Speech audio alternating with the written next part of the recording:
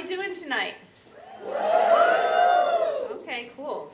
My name is Carrie Bloxson. I work at Hachette. I am the Chief People Officer here, and I've been at Hachette for about 4.5 years. I oversee HR. I oversee DE&I. I have a fantastic team. I come from Hachette by way of running a social justice nonprofit. So I have this interesting combination of DE&I experience and publishing, which is, it's a little weird, but it works. And it's a real privilege to be in this room, not just because of the talent and the prospective talent that's here, but because of the work that we do in publishing and the power that that carries. So everyone here in this room, or most of everyone here in this room, are women in publishing. And that means we're part of a machine that decides which stories get told and elevated, who gets heard, who gets a voice, and how culture gets shaped, for better or for worse. And let's be honest, the industry, historically, I don't think you'll be surprised to hear this, hasn't made that power equally accessible for all of us. Not for women of color, not for queer women, not for disabled women, not for working class women.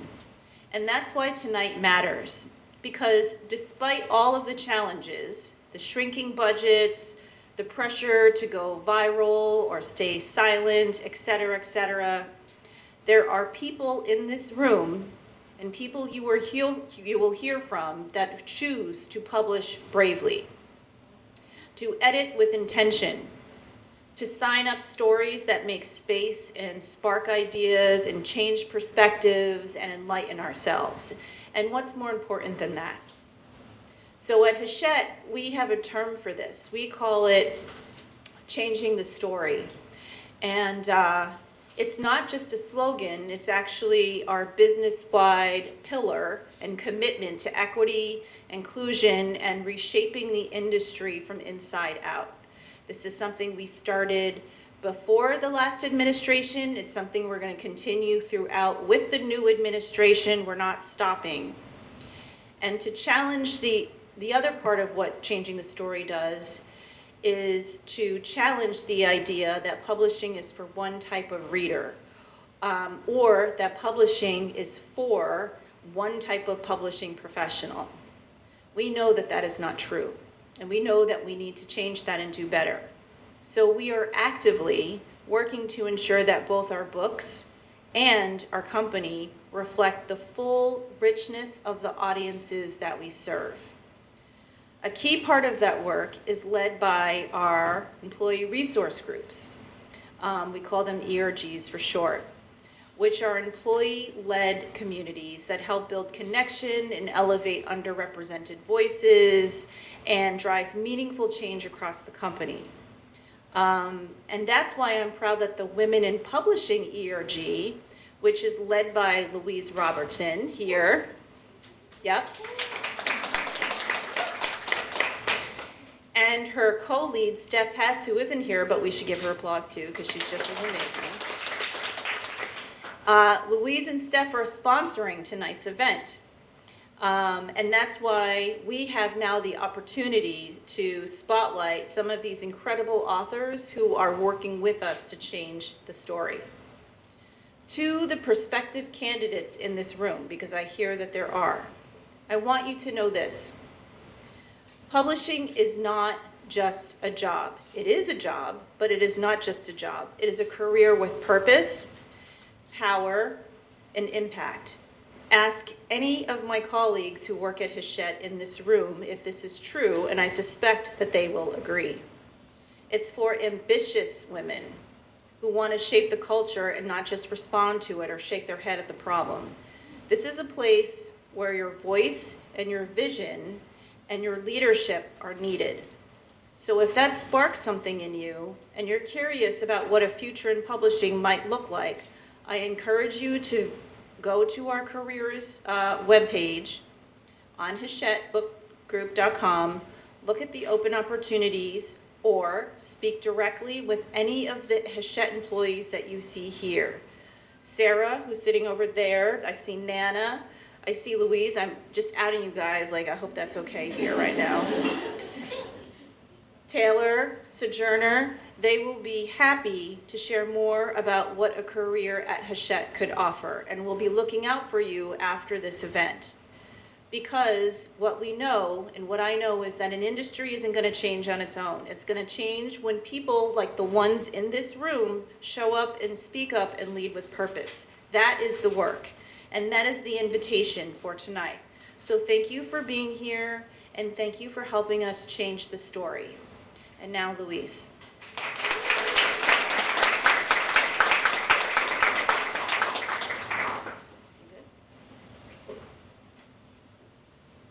Good evening, everyone. It's such a joy to look out and see a room filled with brilliant and creative people who are really all gathered to celebrate and elevate the future of storytelling. I am a co-lead of the Women in Publishing Employee Resource Group at Hachette Book Group, along with the wonderful Steph Hess, who can't be with us tonight. And we are just honored to have the opportunity to partner with her agenda on tonight's event. A little about our ERG. We are really committed to creating a welcoming and supportive community for all who identify as women, embracing the diverse experiences and the perspectives that come with that identity. As someone whose career path in media has taken many twists and turns over the last 15 years, from editorial to IT to operations to strategy, I came here by way of banking and finance, so it's proof that the pivot can happen, and opportunity and connection are just so important. So events like this help us to realize our ERG's mission, to connect, inspire, and to empower women who are shaping the future of publishing. From writers and editors to marketers, designers, and innovators who are trying to redefine how stories reach the world. I encourage any employees at Hachette who want to become a member of our ERG community to please sign up, either with Steph or I directly or via our intranet. We have so many more fun events on the horizon, and we want to see our community continue to grow. Tonight, you'll get to hear from some inspiring voices and gain practical insights, and just as important, make the most of this time to connect with one another. The publishing world is changing fast, and women like you are at the heart of that change.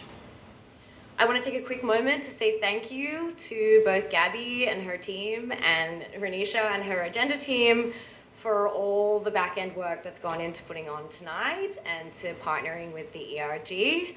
And really, it's a thank you to all of you to showing up and being ready to learn and share on a particularly chaotic moment in Midtown Manhattan. So thank you all for joining us, and I'll bring up Rhonesha.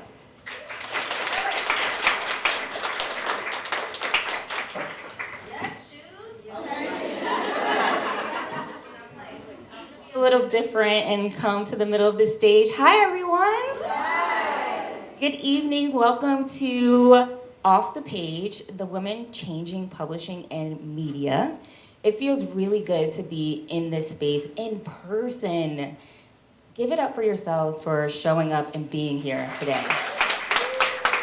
I also want to shout out our virtual audience watching. We're not forgetting you. Happy that you're here. So for those that don't know, this is our first in-person event since 2019. Crazy. And within 48 hours, we had 1,000 RSVPs. And so it was really, really incredible to see the immense response to this partnership. Shout out to Hachette, shout out to Gabrielle specifically for championing this relationship and this opportunity. Thank you. For those who might not know about her agenda, I know there's a lot of familiar faces here, a lot of people who have been with us across 17 years. We're 17 years old. We launched in 2008. But for the new people, hi, I'm Rhonesha. I'm the founder and CEO of Her Agenda. Her Agenda is a digital media platform bridging the gap between ambition and achievement for women. We're built around the motto of no one ever slows her agenda, which means whatever your goal is, go for it. Don't let anyone or anything stop you. We also subscribe to the philosophy of holistic success. And that means that it's about ambition and achievement across not just your professional life, but your personal life as well. Your mental health, your relationships, your finances, all of that falls into the umbrella of what makes up the whole of you. And that's what we subscribe to and what we promote. So for tonight, we're focused on books. And books are very personal for me. I grew up in New York. And if you grew up in New York, you probably drive a lot in a car or, walk around, you see all these billboards and signs everywhere. And I remember being a kid like, I am so annoyed that I don't know what this says. Like my nosiness and my curiosity was just driving me to figure out, how do I figure out what these symbols mean? And so I asked my mom, I saw a commercial for Hooked on Phonics. And I asked my mom, can you get that for me? I was like 3 or 4 years old. Taught myself to read with Hooked on Phonics at 4. I then was on to chapter books by the time I was in first grade. So books to me are incredibly sacred and personal. My aunt was an English teacher, and every summer she would assign us reading, even though we're supposed to be off school. But I actually enjoyed it, and we would write book reports. So to me, authors are like superheroes. And the publishing house that allows them to have the platform are like the people that like give them the cape. When they first find out they have the superpowers, but they have the whack outfit, and it's like, wait, let's upgrade your uniform and all of that. That's the publishing house. And so I'm honestly like fangirling everybody here, and I'm so happy that we're able to have this conversation. So thank you again to Hachette Book Group and their Women in Publishing ERG for making this possible. They put the money behind it, they invested in it, and they wanted to make sure that this was an inclusive space for us to have this conversation. So thank you. And if you want to keep the conversation going after tonight, all this good energy, good connections, good vibes, scan the QR code up here. Her Agenda has a private community that we call Her Agenda Insiders, and everybody today gets access to that community for free for 2 weeks, so you can check it out, see if you like the vibe. You can stick around if you want, but we also have so much more coming for next month and the rest of the year, so just stay tapped into our community. And there's also a QR code for Hachette for you to be in the loop on their books and all of that good stuff. And thank you for being here. Let's just dive in.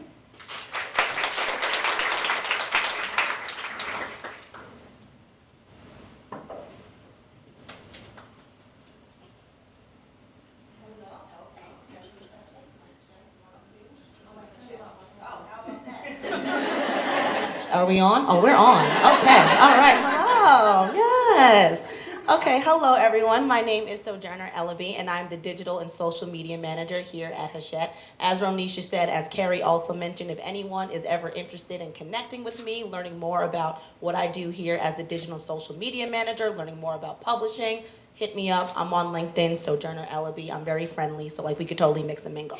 Now, anywho, I am very honored to be here tonight. I've spent the last decade in media intentionally carving out spaces to have conversations such as these that are not only inspiring but also insightful. And I'm really excited to bring that energy here tonight to do this with you all. It is an honor and a privilege I'm not sitting next to her as I memorize in my mind, but it is an honor and a privilege to work alongside and to interview tonight Sally Kim, who is the president and publisher of Little Brown and Company, which is the division here at Hachette. I see some oh wows, yeah, y'all know. Here she is. Hey, Sally, how you doing? And now, Sally, as I mentioned, is the president and publisher of Little Brown and Company, which is a division here at Hachette. And last year, in 2024, Sally made history as the first ever American-born Asian person to hold that title at a major publishing house of president and publisher. Go ahead, give that round of applause. Yes, well deserved. And I think it's just a testament to not only her trailblazing career, but her commitment to diverse voices, which she has made sure has been prevalent in her career that has spanned about 30 or so years. Now, a little bit about Sally. She has been a champion for change her entire career. She's reshaped lists at GP Putnam & Sons. She's edited acclaimed titles like Such a Fun Age by Kylie Reed, The Prophets by Robert Jones Jr., The Immortalist by Chloe Benjamin, and The Guncle by Stephen Rowley. She's also launched the careers of authors such as Gillian Flynn, Jamie Attenberg, and Anne Leary. She has held, y'all know, yes.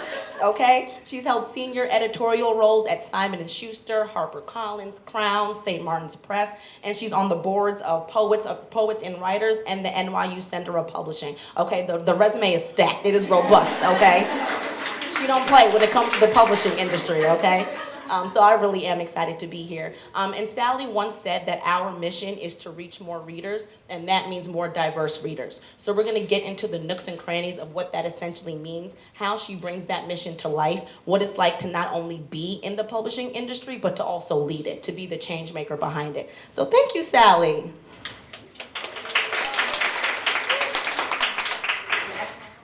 Turn on the mic, can you hear me? Oh, we're on, we're live, okay. So we can just go ahead and jump into it. With over 30 years of experience in the publishing industry, you uniquely worked at, to some degree, all of the major 5 publishing houses. What first drew you to books? What made you say, publishing industry, that's it? Was it linear or was it kind of happenstance? So I always say that I came into book publishing as a failed writer. I mean that truly. I grew up thinking I was going to be a beat journalist. That was my dream, to just jump out of bed in the middle of the night and cover the local fire or whatever. I actually chose my school, UCLA, because I wanted to work at the Daily Bruin, which it was a silly reason actually to choose a school, but at the time it was, I remember, the #1 daily student-run newspaper in the country. I said, I want to go there. And I remember just dutifully doing the internships and getting the jobs and all that stuff, and at a certain point, realizing that I'm a terrible writer. I'm actually not, I don't find it fun. It's, to me, a lonely process. But I did work with a lot of writers at the time. I was a news editor, and I realized working with words that were already on the page and working with writers and kind of helping figure out what their vision was for what they wanted to say and then helping them get there. And so I won't bore you with all the long path, but basically, I realized that book publishing is adjacent in some ways in my mind at the time, and I was reading. I'll give you a shortened version of the long story, which is I was reading a book for a history class I was taking at the time, and it said Harper San Francisco on the title page, and I remember thinking I was born and raised in LA. I thought all publishing houses were in New York. So anyway, long story short, I found my way into getting an internship there. It wasn't easy because they didn't have interns, but I just said, I want to try this out. And I remember that first, as an intern sitting in the corner in the middle of an acquisitions meeting and just watching a group of people around the table talking about books, talking about proposals and how they would market them and, package them and where it fit in the marketplace and the readers for it. And I thought, this is what I want to do. The fact that it didn't really connect for me, the fact that there were just people whose jobs it were to literally sit around and think about, what readers need, where to find them, and how to connect the two. But another long story short, I was an LA kid. I didn't know anyone in New York. I didn't know anyone in publishing. I barely knew how publishing really worked. So I was too scared to move to New York. So I did West Coast publishing for a few years. I worked for an agent down in San Diego. And then I went back to Harper San Francisco and worked there for a couple of years. And I remember at the time, Harper San Francisco was a publisher that was focused on spirituality and religion and alternative health. And what I wanted to do was work on a novel. So my dream was I would move to New York one day and work on just one novel. Like if I could just be a part of one novel, then I just figured I would be eaten up and spit up by the industry and then I'd come back home. So 30 years later, I'm still doing this. And multiple novels, many, many novels. In fact, every time I think about 30 years, I think, oh, I'm really tired. But in my mind, I close my eyes and I'm still that kid who moved here 30 years ago with the dream of just touching one novel, working with one writer. So in many ways, sometimes I think it's kind of a miracle I'm still here. But in other ways, I think it is, and we'll get into that a little bit tonight, is just a testament to what this industry is. It's an ever evolving, living, breathing thing. And it's very different from the industry I walked into, and we'll talk about that as well. But to me, that's what's kept me in the seat and what's kept me engaged all this time, is that it has really changed to the, the makeup of the people who are, the DNA of the people who are in the industry, also readers, and how the market is changing, and how, the role of a publishing company has changed so much since the publishing, that I entered in. And I love being a part of that, and I love being a part of teams that are making that change happen. So that's, I think until the last day I do this, that will be always ever much my, the driving force.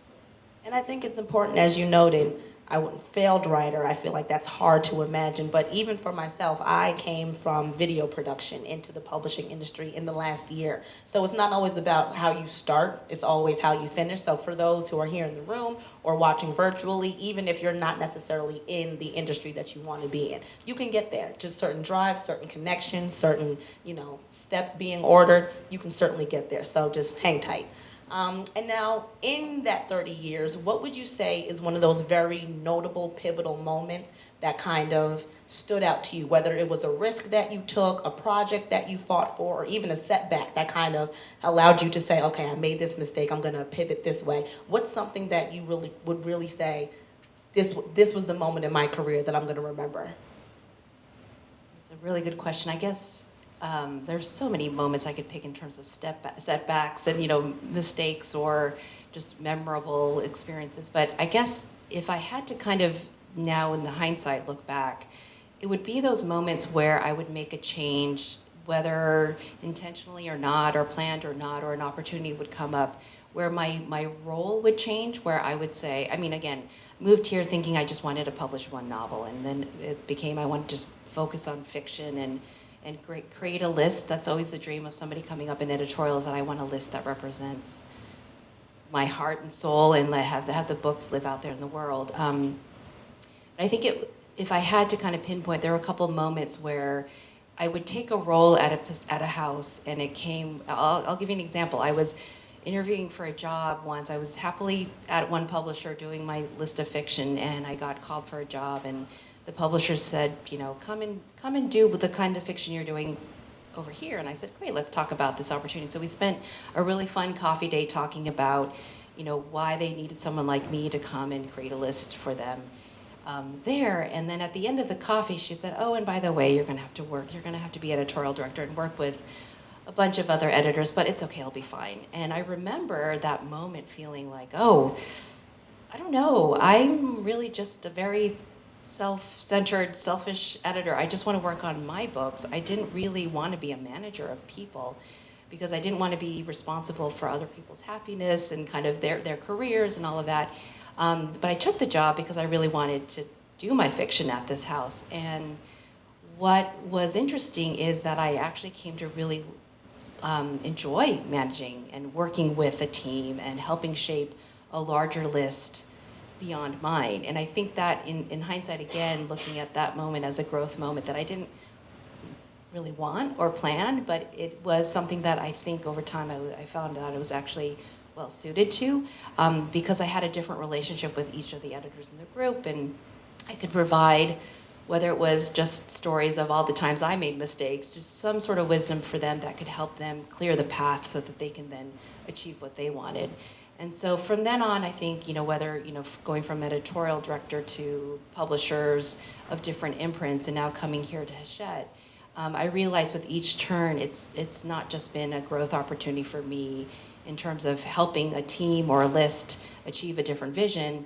It's that it's been a growth opportunity for me to actually kind of find pieces of myself that I didn't quite know that I was ready for, that would engage me further into this industry. And you mentioned just now that while interviewing, you said to yourself, why someone like me?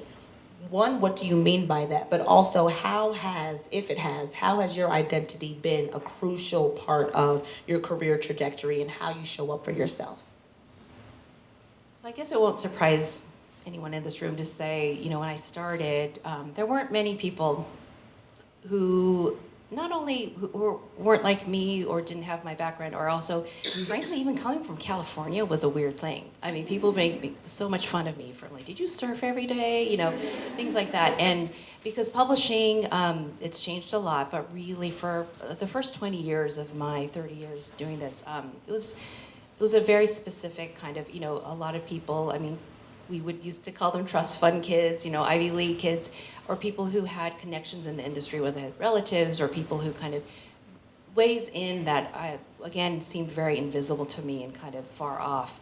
And so for a lot of my career growing up, I think, and I've had to give myself some grace, actually looking back, for a lot of my career, I always felt a little bit like there was this kind of publishing, the fancy parties and the kind of the rarefied groups and the kind of anointed people who were in publishing, and then there was me and like the people like me who were like just kind of just working hard and feeling very lucky just to be here. But I think over time, I mean, and I can talk more about like all the changes that have happened. I think I'm realizing that instead of trying to conform or feeling like I had to, fit a certain box or have, kind of subdue parts of my identity that I felt didn't really fit.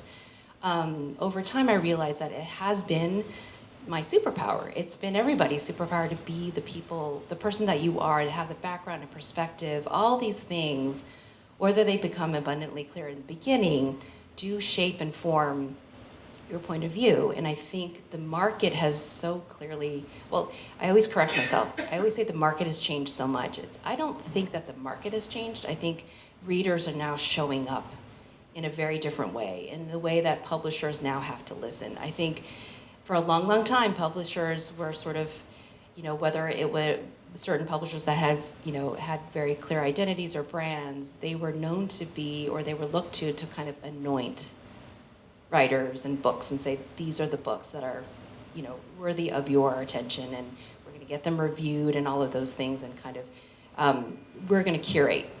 And I think for a variety of reasons, which we can get into too, the market is now showing itself. Readers are showing themselves to say, no, we're going to curate our reading lists. We're going to be in our book clubs. We're going to be, following our, whether it's a celebrity book club, or we're going to be, on Book Talk or social media, and really talking amongst ourselves and really kind of deciding what we want to read. And really what that has meant is that publishers have had to really listen and not just say, okay, well, we're over here anointing these books. It's like we have to find readers where they are. Where do they talk amongst themselves? Where do they shop? Where do they get their advertising? Where do they have these discussions in the community? So I think it's made both it very challenging for publishers, but also it's been so vibrant because it's made us really have to be nimble and listen, but also as a result, make sure that the people who are at the table, that table I talked about earlier, deciding which books get anointed and get greenlit, really reflect the people who are buying them. And so that idea of a rarefied group of people who are in publishing, that has really broken through. And I think in many ways, I was just saying to a group this morning, I said, I wish I was 21 again and starting in this industry now with all that fire and scrappiness.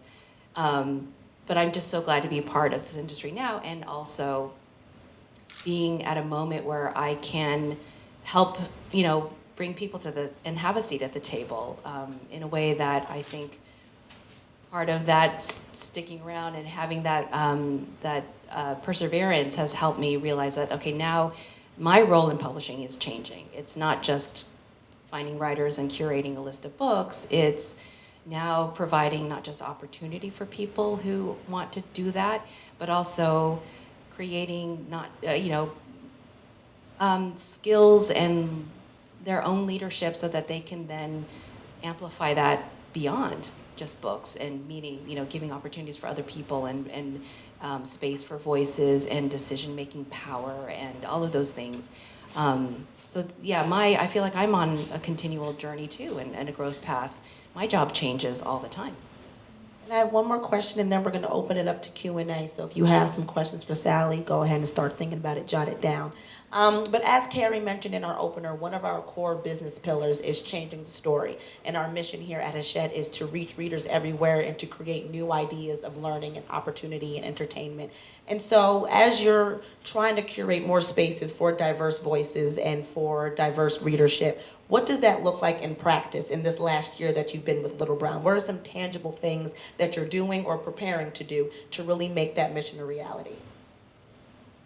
So I would say at Little Brown, which is, one of the oldest publishing houses in the industry, the oldest, 1837, we very much known for our classics, everything from Little Women to Catcher in the Rye to modern classics, and just really, when I was coming up in publishing, it was the place everybody wanted to work. It was a place, I think, when you think of I always say there's a very good chance that a Little Brown book has touched your life. And so it was a huge moment and an honor, actually, a privilege to come here and help shape the list and the kind of the future Little Brown list. Books that I feel not only reflect the conversation, but lead it. And so it's a responsibility I take very, very deeply. But I think one of the things, now being here, it's been 18 months, and working with the teams and, really reshaping the way we think about how we're doing that. And so I always say, we are aiming to publish with commerciality. So that means we are still looking for books of high quality and again, books that are changing the conversation, but also reach readers where they are and reflect the readers that are buying them and really serving the readers that we should be serving and not just, kind of publishing at them. So with that, I think, really thinking about that we are, it's not just a privilege to be here, it's our right to be here, and really shifting our thinking about that. And that seems maybe seems like a subtle shift, but it's something that I've had to really embrace, and I think has really reflected the way even the conversations around our editorial meetings has changed. Is that no, everybody has a seat at the table, everybody can reflect, whether it's romance novels or romantasy or these categories that we are now full-throatedly really jumping into that you didn't see on the Little Brown list even a year ago. It's something that I'm really, really paying attention to because it's reflecting the culture, it's being a part of that conversation, but there's no such thing as, well, this is a Little Brown book, let's just continue doing that. It's, how is that, what is the Little Brown, we get to decide now what that Little Brown book is. And so that's, I would say, the way it's just a shift in that, and I think the momentum and the joy and the enthusiasm, that's all, it's kind of, it's tangible now. And so that's been a great thing to see. Yeah, what a time to be in publishing. We love it. We're going to do 2 Q&A questions. So firsthand, I saw it right there. Oh, I'm sorry, just one. She was first. Thank you so much, both of you. My name is B. Arthur. That's my real name. These are my real boobs. And I am a first-time author. I'm writing my book. It's called The White Man Within. And I have a book coach and an agent. I love Hachette. I'm talking to Wiley as well. But my book coach actually recommended that I self-publish only because of the traditional timeline. She said even if my manuscript was done today, earliest would be mid-2027.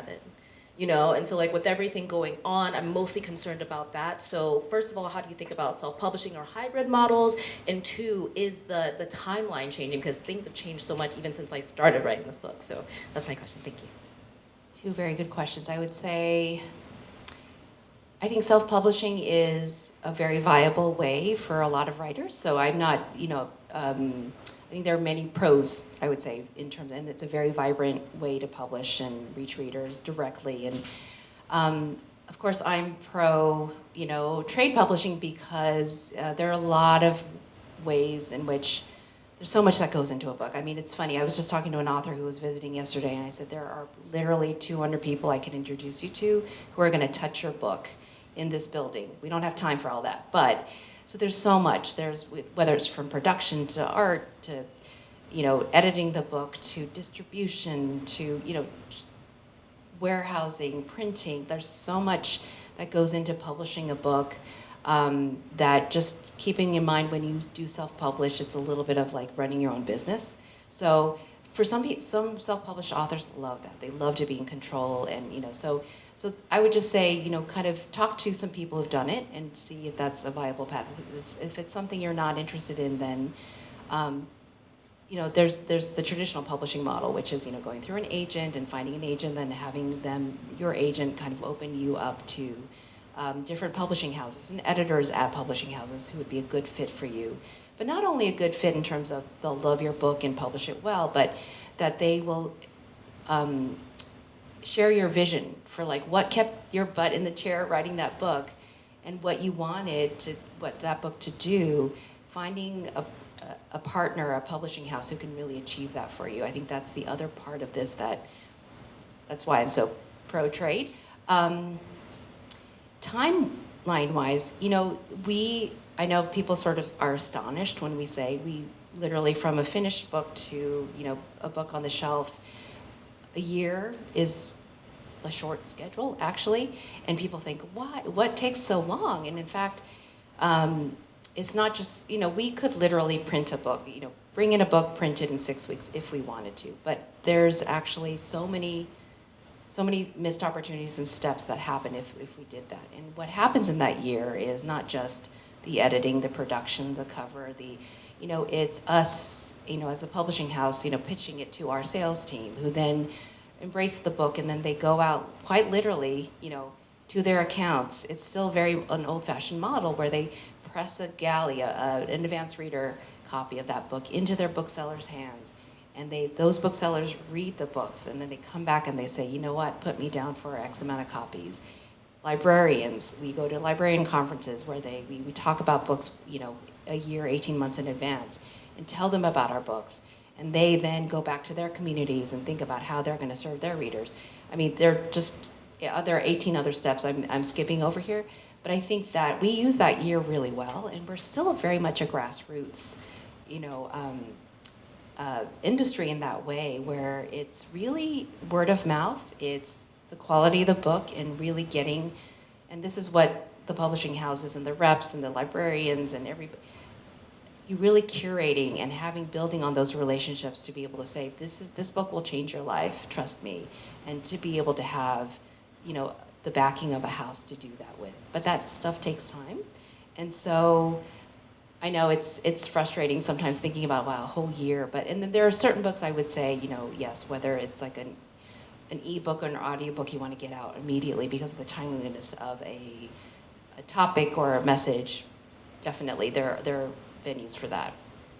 So we can talk more too. Yeah. Thank you. And that is our time, but the beauty of it, we will both be, do we have time? I'm long-winded too. One more, let's get it, yes. I find your story so inspiring as an Asian American myself and also with parents who immigrated from Vietnam, and I was curious how that perspective has shaped your editorial or publisher's eye throughout your career and or your lists. I was actually talking to a group earlier today where they asked me a similar question of like, how did your identity shape how you moved around in the industry, or kind of, and I started that answer by saying, actually, there were ways in which I felt like I had to kind of make sure I didn't stand out, that I did conform, and that I could sort of, be part of the larger community that sort of, again, I felt like I had to fit into. But it's funny now that I really think about it, is that actually my identity did inform everything I did every single day, whether it showed up, in the way that I, read a manuscript and assessed it. But also now I'm thinking about ways in which it helped me. One of the things that we do is like when we're assessing a value for a book, we look at what we call comp titles. We look at other books that sort of perform in the same genre and we think for the same readers, and we sort of try to assign a value. There's actually bias that actually goes into that kind of process too. And so I feel like one of the things that I've been really thinking about is like things in which even running a profit and loss statement or running comp titles, how does my experience and my POV inform that, and making sure that I kind of do that in a way where I'm bringing a new perspective to the table. Again, even just running a P&L. So my long way of answering that is that it affects everything I do, and I expect that of everybody in publishing. I want everybody to bring their full selves in that way, so that we don't do things just the way we do them because that's how we do them, but in fact that we should be changing and being nimble and changing our processes at every turn, because the world is changing, every day. Y'all had some good questions. We love that. And that is all of our time, but Sally and I will be here to mix them. Oh, thank you. Thank you so much. Yeah. Thank you so much. Sally and I will be here to mix and mingle afterwards, so if you would like to connect with us, please make sure you do so. And for those watching virtually, make sure you use those QR codes to become a part of our community. We want to keep these conversations going. We want to network. We want to make sure we literally reach readers everywhere, so make sure you connect with us. Thank you, Sally, so much. I hope y'all enjoyed the appetizer. Now let's get to the meat and potatoes.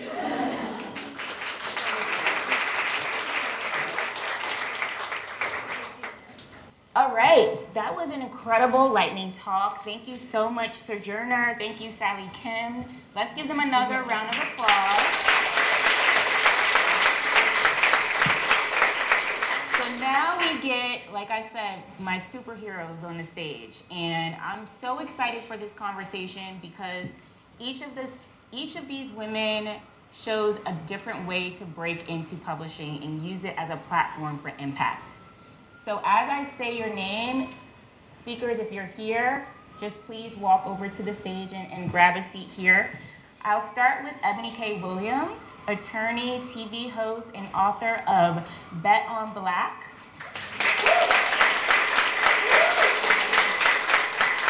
She brings sharp perspective on power, identity, and making space for yourself, no matter the room. Next, we have Debbie Millman, designer, educator, host of the legendary Design Matters podcast.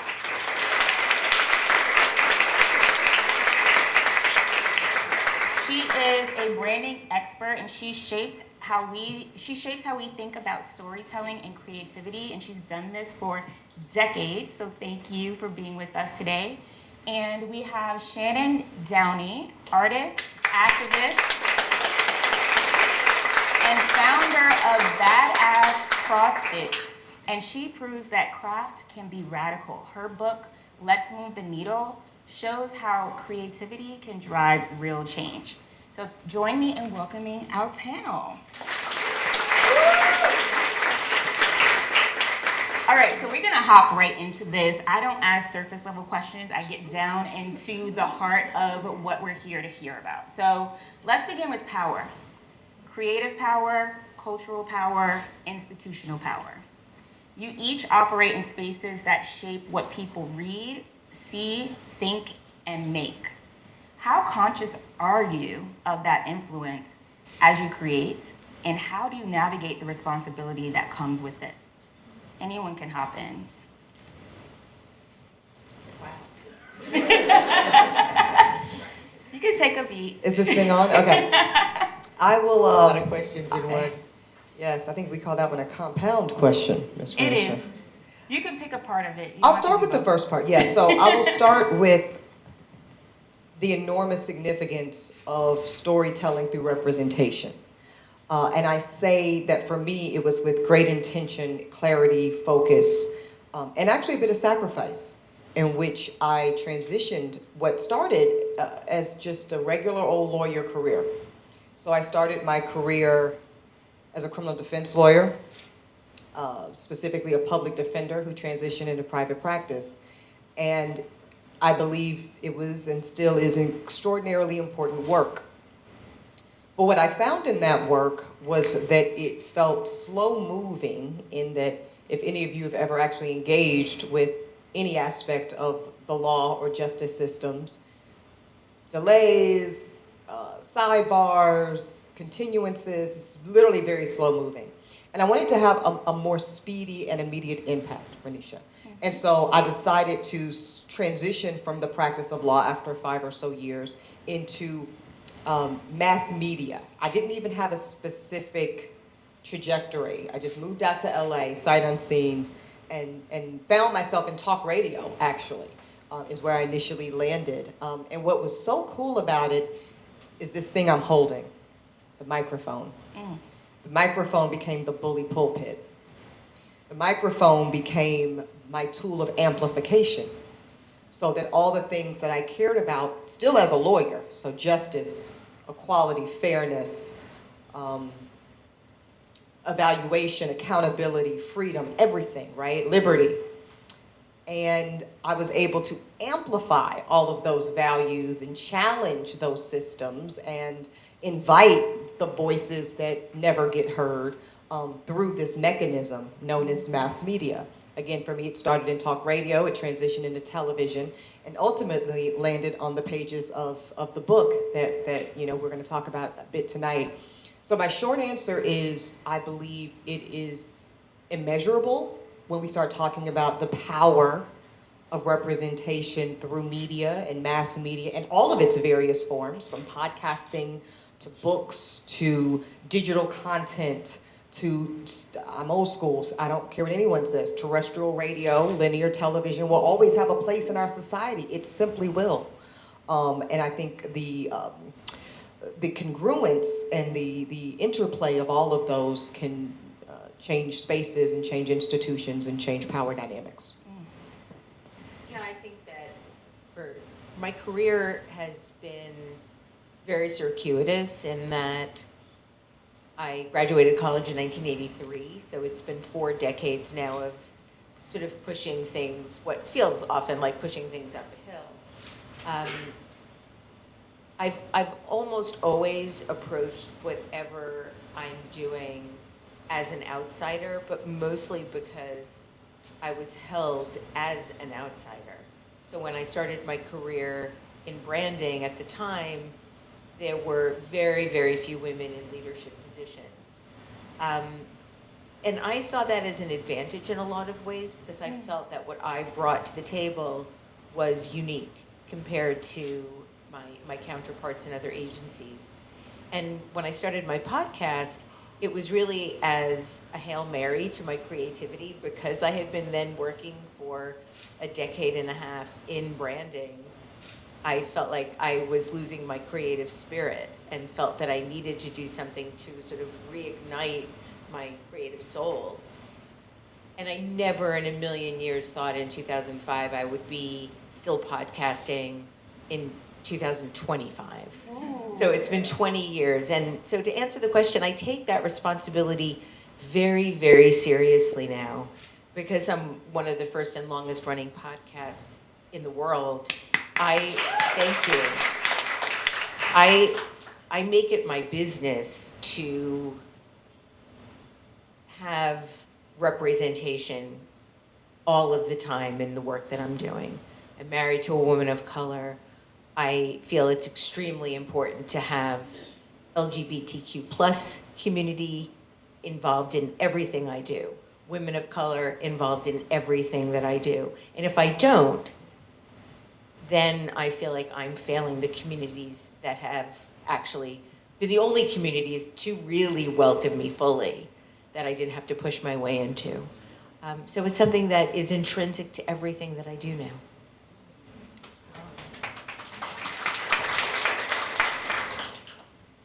It's all I think about. Literally, it's like everything I do, every choice I make, every piece of art that I make, the book. Like, I had no intention of writing a book. It was just that I loved my people so much, and everybody was. Also, I got tired of answering the same questions all the time. So I was like, if I just write this down, then I won't have to keep doing it over and over and over again. But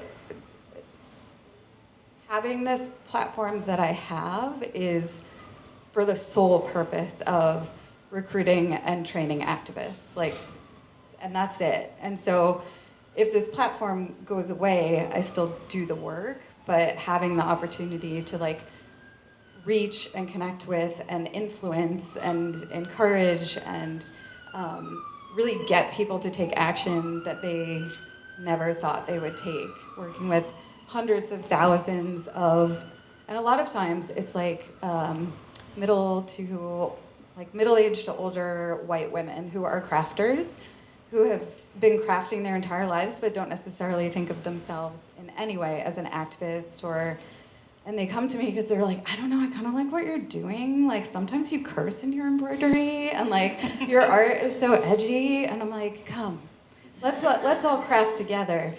You know, and then we sit down, and then suddenly you were talking about things that you're never supposed to talk to strangers about in a public setting. And we're having these conversations, and folks will start listing off all the activities that they do, right? This one woman listed off like 25 things she had done around abortion access. And I was like, man, you're quite the activist. And she was like, oh, no, I just like do stuff. And I'm like, no, that's literally the definition of activism.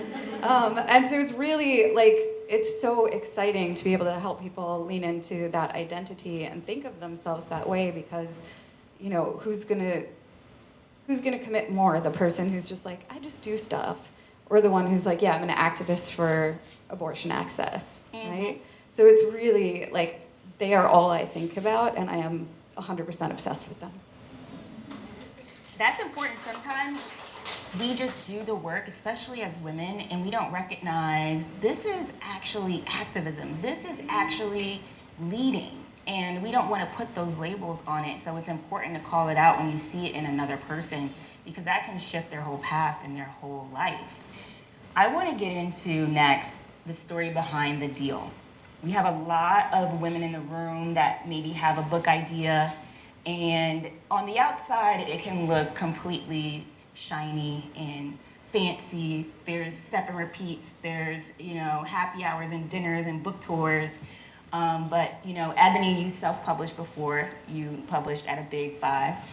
Don't forget, I got it wasn't self-published, actually. It was a very small imprint, Okay. Vista, yeah. Okay, and then Debbie, you have decades of, you know, being branding expert, podcaster, before landing your first initial book deal. And then Shannon, you've crafted this community of activists, and you've been crafting for years before you decided to translate it to a page. But would love to hear the real story behind how the book deal came about with a big 5. Sure. Right? Big 5, right? Yeah. It's so weird to hear that. I had no intention of writing a book, as I just mentioned, but I must have written something really smart in September of 2018, because I had like 8 literary agents reach out to me to say like, oh, I want to make a book with you. And I didn't know anything about publishing, and I was like, scam. Like 100% thought it was like, this is some scam in the industry. And a buddy of mine is an author, and I was like, what's the deal with literary agents? And he's like, are you kidding me? Do you have a meeting with one? I was like, no, I didn't take meeting. What, should I take a meeting? He's like, I will murder you. Go take meetings. And I was like, okay, I like living. So I set up meetings, and everybody was wonderful, but they were all like, I want to make a craft book with you. And I was like, craft is just the tool that I use. I'm an activist. I'm not making a craft book. And then the 8th interview meeting that I took, I met this amazing woman, Mercini Stefanides, at ARC Literary. And within like 10 minutes, I was like, are we best friends? Like, I think we're soulmates. And she just, she got it. She knew what I needed to do. She knew what she's like, here's the book, more or less. And I was like, oh my God, you're so right. I should make this book.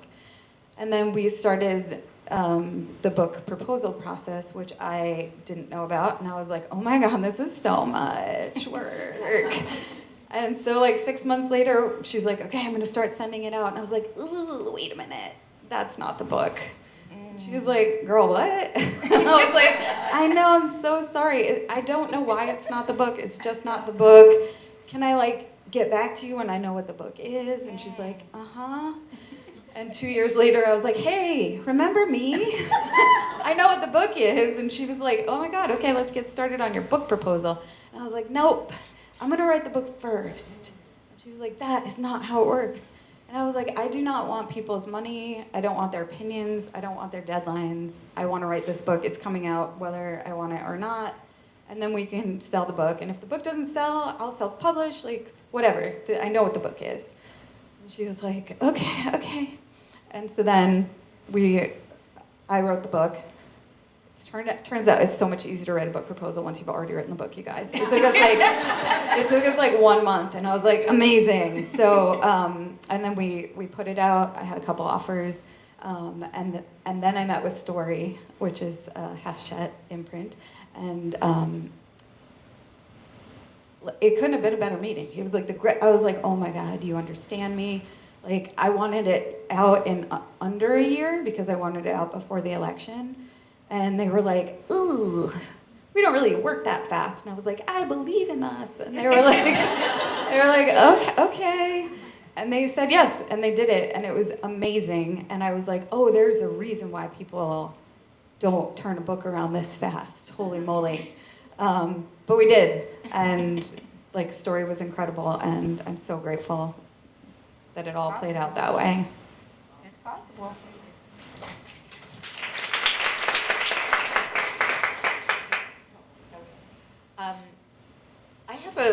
I have a lot of different ways into the book publishing business. My most recent book is actually my 8th book. I didn't get like a top 5 book deal for a really long time. I had always had a dream of writing a book. I became friendly with a man named Stephen Heller, who is the foremost design critic in the world. He's written about 200 or so books on design and visual culture. And he and I became very friendly in 2003, 2004. And as our friendship was developing, I told him that I'd always had this dream to write a book. And I told him my 2 ideas that I had. And he said that they were terrible. Not in those words. He was very polite. And a couple of months later, I got back when we got voicemails on landlines, I got a call from one of his publishers who had an idea for a book that Steve had passed on and recommended that they call me. And it was a book that they wanted me to write titled How to Think Like a Great Graphic Designer. And I thought that was the worst title of any book in the history of books. But I was also afraid that if I outright turned it down because of that, I would never get another book deal in my life. And I met with them and I proposed back. I had just started my podcast at that time. It was the first season of it was really internet radio. It wasn't a podcast yet. And I said, well, I'm interviewing people and it seems like people enjoy the way I interview people. How about if I interview different graphic designers and showcase how they think? Because there really is no one way to think like a great graphic designer. Mm-hmm. And they were like, oh, okay. And I got a teeny weeny advance, which in hindsight... Do you feel comfortable sharing the number? I got a $3,000 advance, which included the design of the cover. I'm a designer. Now, no, I'm sorry, that's not true. It was $3,000 outright. They were going to design the cover. Okay. And I now the good news about that advance is that I'm still getting royalties. I am still getting royalties. The book came out in 2007. 18 years later, I still get 2 checks a year from the publishing house, and it's still in print. It's still in print. So, but they were going to do the cover. I will say this is a sidebar conversation only because when they sent me the cover, I'm a designer. I got the cover and I was like, oh my God, this looks like a brochure, a pamphlet you get in high school when they're trying to explain how to avoid getting an STD. How to think like a great graphic designer. How novel. Let's use speech bubbles. And at the time, I'm still very good friends with him, but he wasn't quite as famous as he is now. Rodrigo Corral, one of the great book jacket designer, cover designers of our time. He and I were friends, we're still friends, but at the time he was less well known. I called him up, I remember calling him up on the sidewalk and saying, oh my God, I have to send this to you, you have to help me. He did the cover for me gratis. Wow. And it's still a beautiful cover. But the whole point of my sharing this background was that I did another book with the publishing, Allworth. I did another book with them. And then a magazine that I was working with had an imprint as well. They wanted me to do a textbook on graphic design. And then I did another textbook on branding. And it wasn't until I did a joint book with a bunch of friends about a very famous graphic designer who never really got her credit, C.P. Pinellas, and she was a very famous art director and designer in the 50s and 60s and 70s, that Charlotte Sheedy, who was the agent of that book via my more famous friends, then said, well, I think you should write a book. And I'm like, another book. and so she put a book proposal together for me. She helped me, and we turned it into a coffee table book about the first 15 years of my podcast. Now, I spent every penny of that advance on the design and the photography, and probably came out net zero or below, but I've also gotten a few royalty checks there too. But I am not getting rich on my book writing. My book writing helps me in all of the other areas of my life.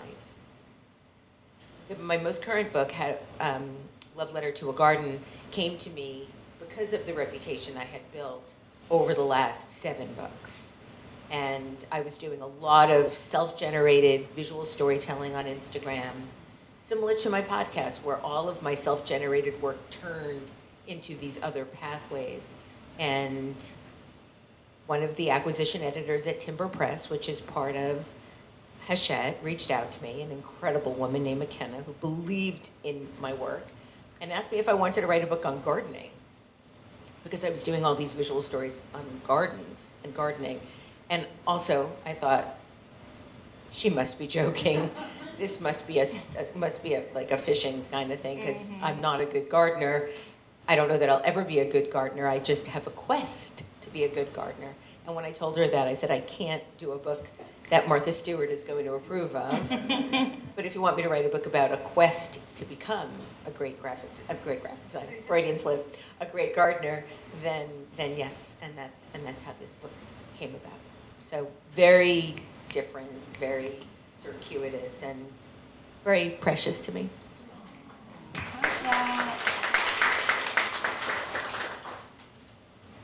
So this is a good one.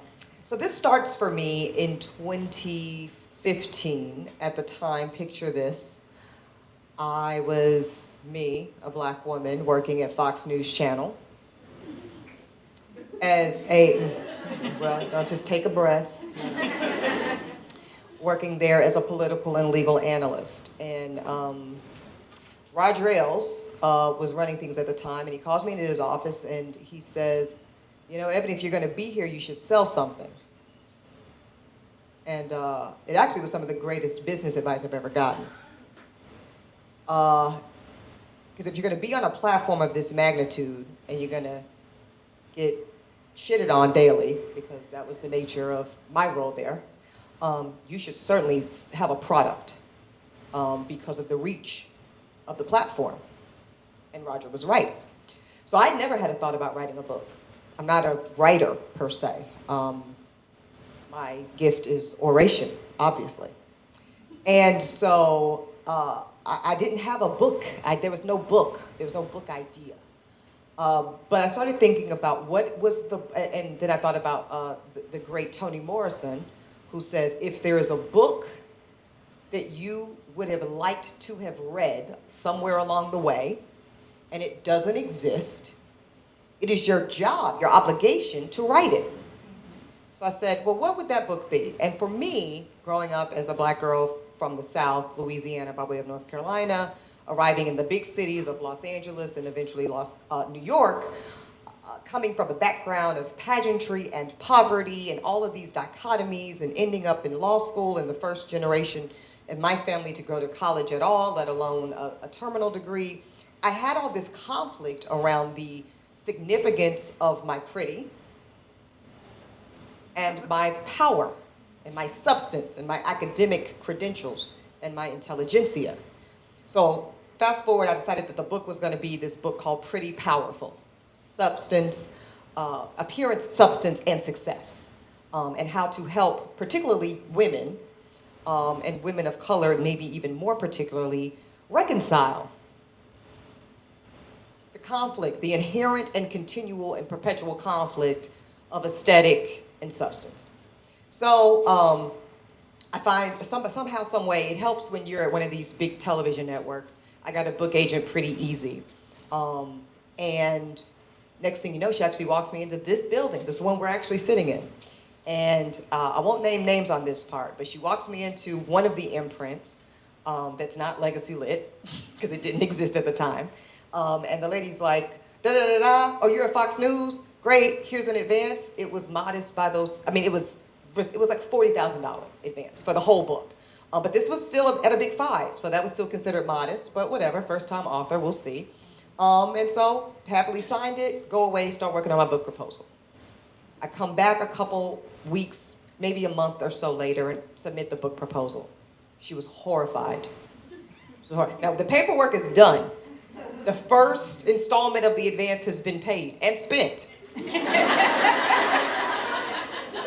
Bitch gotta look good. She was horrified because she just knew she was gonna get back a conservative book. Oh. She chose the wrong one. Oh. Oopsie. Oopsie. So it was a bunch of rigmarole and a bunch of lawyers got called, and eventually all ended well. I gave back my installment. She and the imprint were made whole, and I took my proposal and went about my business. So that's how I ended up, not quite self-publishing, but close.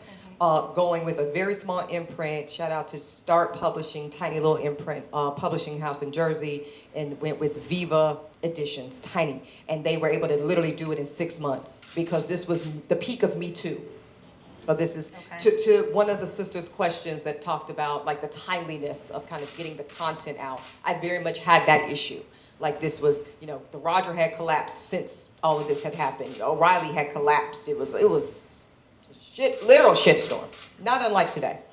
And so the book came out in 6 months, and it was rushed, and there was no advance, actually, $0. But to your point, a favorable royalties deal if anybody ever bought the damn thing.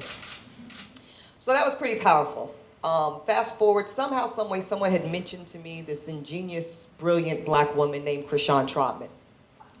And somehow, some way, we were able to connect. Casual, maybe a glass of wine, somewhere not far from, maybe Del Frisco's.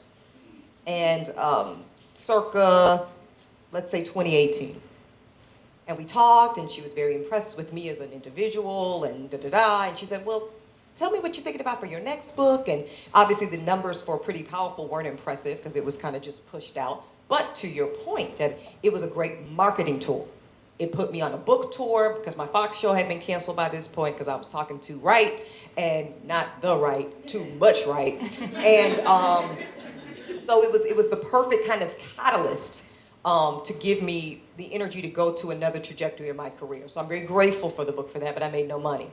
I actually got my very first royalty check on Pretty Powerful. It was $7,500, which wasn't bad. Got the check 2 days ago. Wow. From a book that was published in 2017.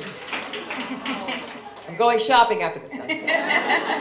Anyways, fast forward to Krishan and our glass of wine and very impressive. And we came back here and we went to her office and we talked and I poured into her because a good Southern girl does a prayer and the prayer does God and change and you're amazing and you're important and da-da-da. And she said, great. So send me an email of what you're thinking about for your next book and we'll continue the conversation. I left here feeling extremely good and excited about what I knew was going to be the next big thing in my career.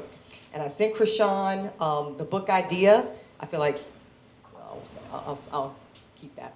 But I sent her Bet on Black, the good news about being black in America today as a title, and then a bunch of other stuff. And Krishan sent me a very sweet, kind, polite email that passed on the book. Wow. Mm-hmm. She passed on the book. She said, you're amazing. You're going to be a superstar. We're not interested. And I was sad and I was disappointed and a bit surprised, but I've been through enough in life to not be devastated. So we move on. And actually, Krishan had another author who had written a book and da-da-da-da, long story short, Krishan was like, I know I passed on your book, but would you mind moderating a virtual talk for one of my other authors for Mark Lamont Hill's Bubbies, or I think that's what it's called, in Philly?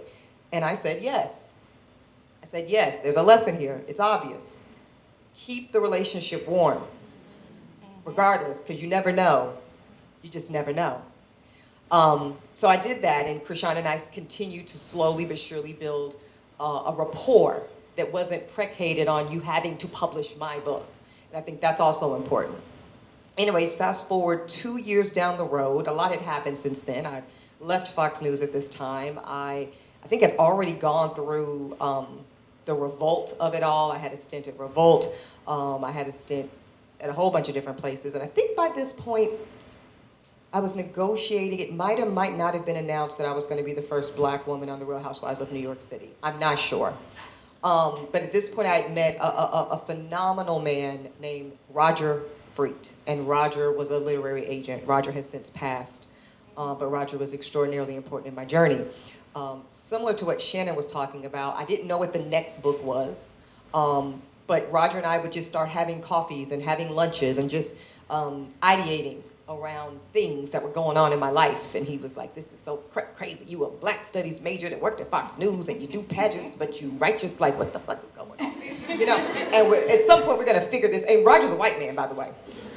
No, and I say that because as one of the most righteous, Eboni K. Williams, black woman down, sometimes very essential elements of your trajectory are people that don't look like you. Sometimes, this is very important. So Roger and I are ideating over years.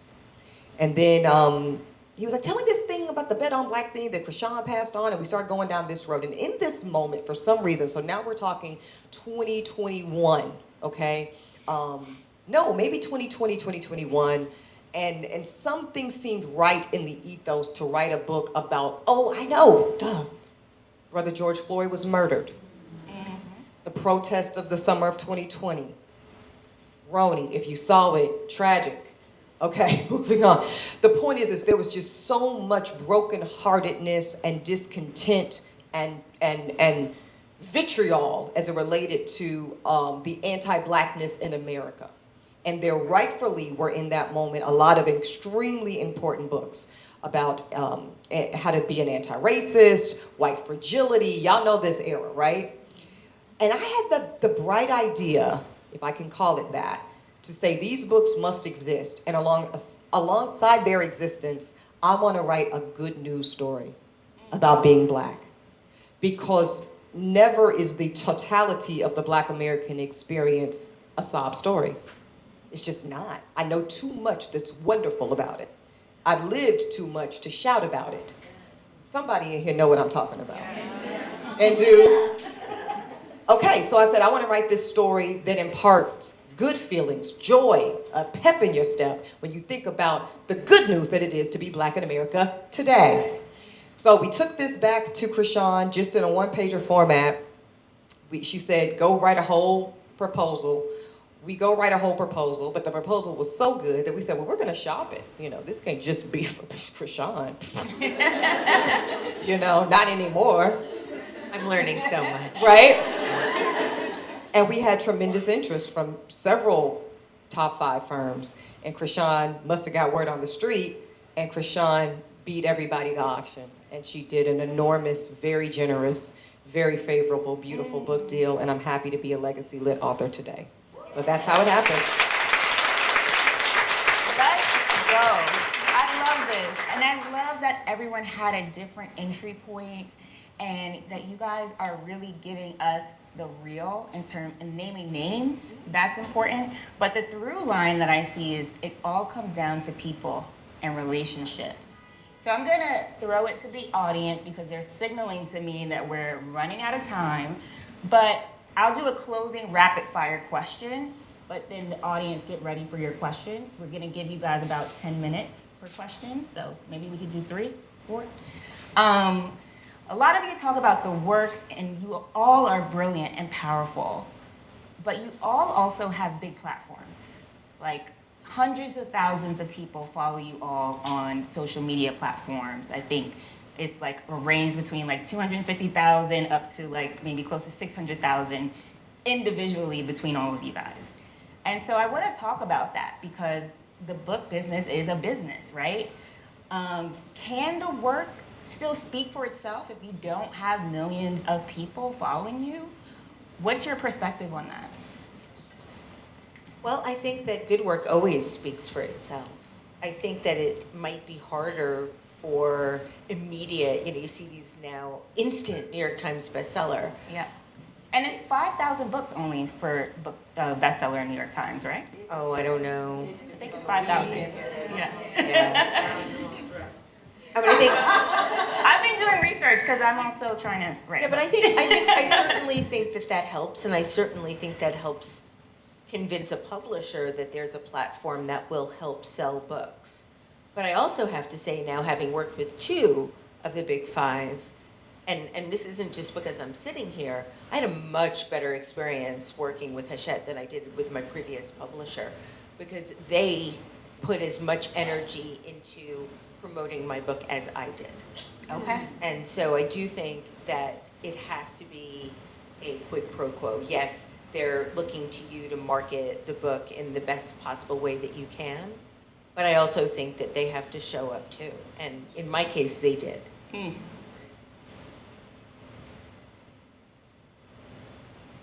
I think that even when I got the book deal, I had a much smaller community, like digital community. I don't know how I feel about it, if we're being honest. Like, I know that it helped me get the book deal, and that was a huge piece of it. I find social media, the idea of like followers, like if you call me an influencer, I will kick you out of my house. Same. Like it's kind of gross to me, and so like when thinking of it through a capitalist lens, like I can't think of my digital community that way. I think of them as humans that I want to connect with and that I want to be doing the work with. And so my goal is always, and I tell my folks this all the time, like, I love that we're connected digitally, but I want to know you in real life. Like, you have to show up to one of my workshops. You have to come to one of my classes. Like, we have to be together in community, IRL, because the digital is cool, and I'm grateful for it. Like, I have friends now all over the world that I haven't met in person, but we spent years together digitally, and so I'm grateful for that. But for me, the goal is always like, how do I know you in person? How do I get you into my space? And like, let's be together. So like, I'm grateful for it. And at the same time, I'm like, I don't want that to impact anything that I do. Like, I don't want it to impact the way that I do the work or how I think about the work. Like, it's a beautiful add-on. And I think that comes because I do the work. And they know that I think of them as my community, not like, thanks for the follow. Yep. And we have to do a part 2 on heragenda.com because we don't have time today, but I want to talk about how your activism, how you were able to translate that to the page, because this is a commercial business at the end of the day. So I'm sure there was a lot of back and forth. So part 2 on Her Agenda. So much. Yeah, I mean, from my perspective, I akin books, the actual selling of books, since we're talking about the commercial aspect of it, I akin it to actual elected politics. Here's what I mean by that, right? A candidate could be a firebrand digitally, right? Have the most followers, 1 million viral moments, a lot of energy around them. My mind goes to like Bernie Sanders, for instance, right? Especially the early iterations of the Bernie bro of it all, if you're old enough to remember that. And yet, very successful, but didn't quite translate in the same way to the ballot box, right? If you actually recall this in real time. And I think books sell, the actual sales of the books. Now, do the numbers help you get a deal? Absolutely, for sure. But when we're talking about actually getting on the list and beyond that, just the perpetual sustained sales, the numbers of books bought by people, I think that's more of the door knocking of it all. Going back to my political analogy, right? There's a retail politic of it all.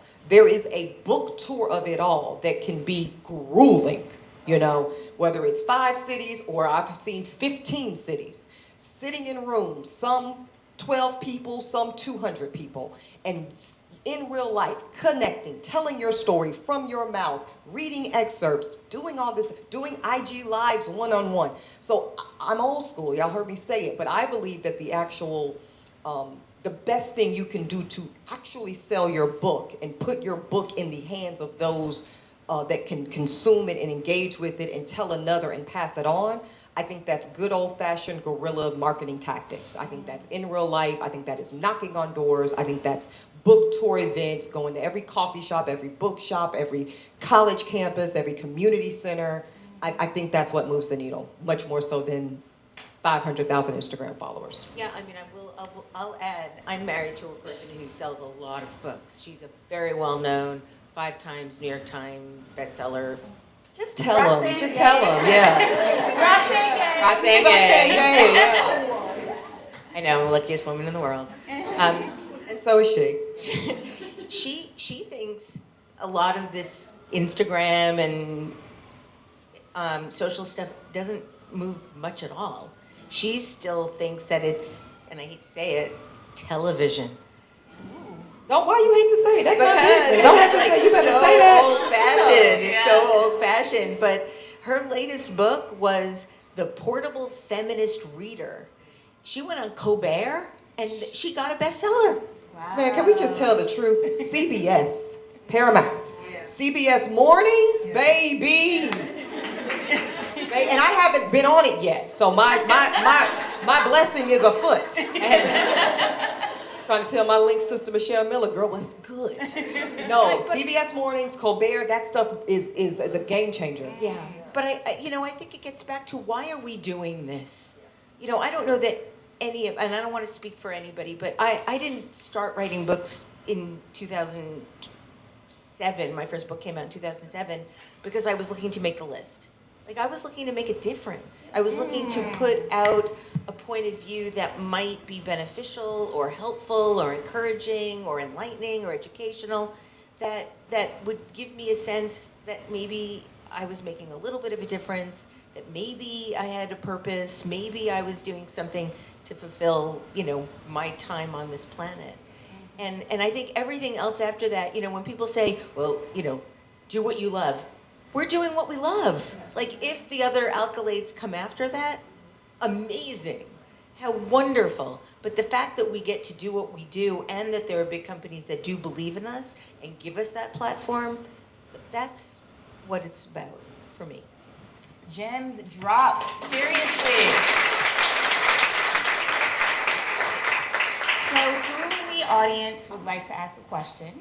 I would like to not be the person to call on people. If Gabrielle or Taylor can.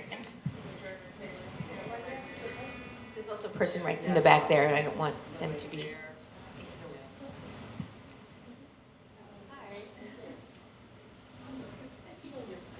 Ooh, look at that outfit, or fit, as they say now. Thank you. My name is Brianna, and I just want to thank everyone for sharing their stories today. Can y'all hear Brianna? There it is. Oh, okay. Thank you for everyone today who has spoken and shared their stories. As a writer and aspiring author, it is so inspiring. And I had a question for Eboni, especially given that you have such a vast and multifaceted career. How you balance projections with your purpose, especially in a landscape where people really want you to be defined by one thing, or especially on social media, there's the recommendation to niche down. How do you balance that, especially given that you've done so much? I'm okay being the villain. No, that's really the answer. I think there's a whole book called like Getting Comfortable with Being Unliked or whatever. Early in my career as a lawyer even, because if you recall the beginning of my story, I wasn't the hero, district attorney, prosecutor. I was the criminal defense lawyer. Folks don't tend to like criminal defense lawyers until they need one. And I say it in jest, but I say it with all sincerity. I do think it's extraordinary. If you're going to have the audacity in this world, in this moment, to be anybody, but let alone a woman, and let alone a woman with some melanin and any other additive identities, which may be seen or unseen, you would do yourself well to get very comfortable being unliked, being less than popular, being willing to take what I call late RSVPs to the party. You know what I mean? And these queens know exactly what I mean. Took a lot of people a long time to get to the EKW party. And Gabby is somebody I've known for almost 10 years, like early in my business. And I was very much, I would say, person relatively non gratis for the very early part, you know. It took my publicist at the time many a knock to get, and then at some point, a lot of folks come around, some never do, right? But that would be my short answer. Get really comfortable being a little bit of a villain of sorts. You know, what do I say? I will be the villain in your story as long as it affords me peace. I have a whole chapter in my book about being uncomfortable. Yeah, with that. So It's so like yeah, the number one thing that I think not just like humans need to get better at, but like activists. Like you have to be okay with people not liking what you're doing. And I get innumerable death threats. Like embroidery is very intimidating to white supremacists. So, you know, and Best line of the night. like you really, like if you can't be built of Kevlar, it's like start working on that. I got a sense from your question that you were also asking about doing different things at once. And one thing that I can share is that I've always been someone that liked to do a lot of different things. So I draw and I write and I podcast and I teach. And one thing that I can tell you is that it makes for a very full life. But it also requires a lot more patience with achieving mastery or any kind of acknowledgement, because you are spending time doing different things that maybe somebody else would spend all of their time doing. And so you have to just be a little bit more patient. And I feel, I really believe that anything worthwhile takes a long time anyway. And that tends to be how long it'll last. Like the longer it takes, I feel like the longer it lasts. There's a lot more gratitude, there's a lot more foundation. So just spend your time learning as much as you can about the various things that you want to do and practice them as much as you want to. Final note on that, because I think it's a really worthwhile question and it's applicable to many of you, I'm sure, in this room in different ways. Do the best you can to get comfortable with executive decision making. People thought I was nuts when I signed on to do Real Housewives of New York, because why would this esteemed attorney, this credible journalist, this, you know, community-facing individual with such credibility jeopardize that to make an ass of herself on reality TV? That was the thinking, right? To your point of doing many things. And one of the things that I'm really good about and have been really good about my entire career is I don't make decisions by committee. I don't make decisions. This is not a communal decision. We're not taking a poll. How I move is not a democracy. It's an executive state of mind that says, I know best for me. And if I think I can go from public defender's office to conservative talk radio to Revolt Black media to the Griot to Bravo then I'm going to do that, and I don't need anybody's buy-in or approval to do so. So I think that's very germane as well. Get real cool with executive decision.